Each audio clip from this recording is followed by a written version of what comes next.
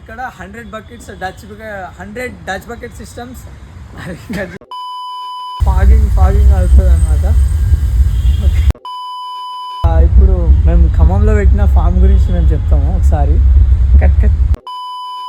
Hello సితారా hydro Nutri customer ద్వారా మొత్తం అప్లయన్సెస్ని on చేయించాము. ఆన్ చేయించిన తర్వాత వాళ్ళకి ఇంకా ట్రేస్ అండ్ సీడ్స్ ఎలా జర్మినేట్ చేసుకోవాలి, సాప్లింగ్స్ ఎలా మనము జర్మినేట్ చేసి వాటిని ట్రాన్స్ఫర్ చేయాలి అనేది వాళ్ళు అడిగారు. సో వాళ్ళ చేతనే మేము అక్కడ సీడ్స్ ఎలా పెట్టుకోవాలి, అసలు ట్రేస్లో ఎలా కోకోపిట్ ఫిల్ చేసుకొని వాటిని జర్మినేషన్ ప్రాసెస్ ఎలా చేయాలో నేర్పించి.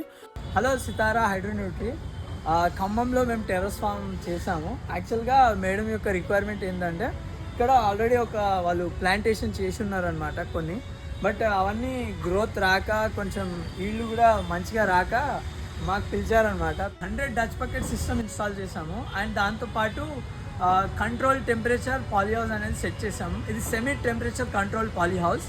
ఎందుకు సెమీ టెంపరేచర్ అంటే ఇక్కడ ఫ్యాన్ ప్యాడ్ పెట్టకుండా air circulation and fogger systems అనేవి ఇన్స్టాల్ చేసామన్నమాట.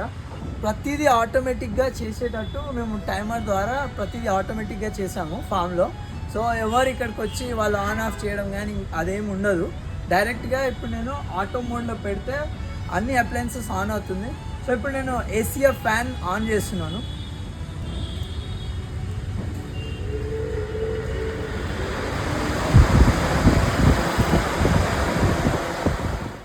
ఏసీఎఫ్ ఫ్యాన్ అయిపోయింది. ఇప్పుడు మనం డచ్ బకెట్ సిస్టమ్ని ఆన్ చేస్తున్నాము.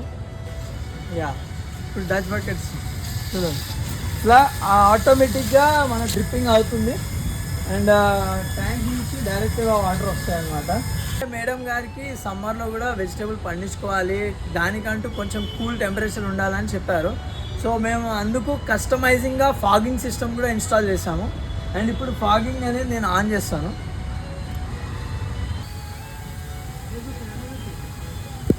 ఇలా ఫాగింగ్ అవుతుంది, ఈ విధంగా ఫాగింగ్ అనేది ఉంటుంది. సో మొత్తం ఫాగింగ్ అవుతుంది అన్నమాట.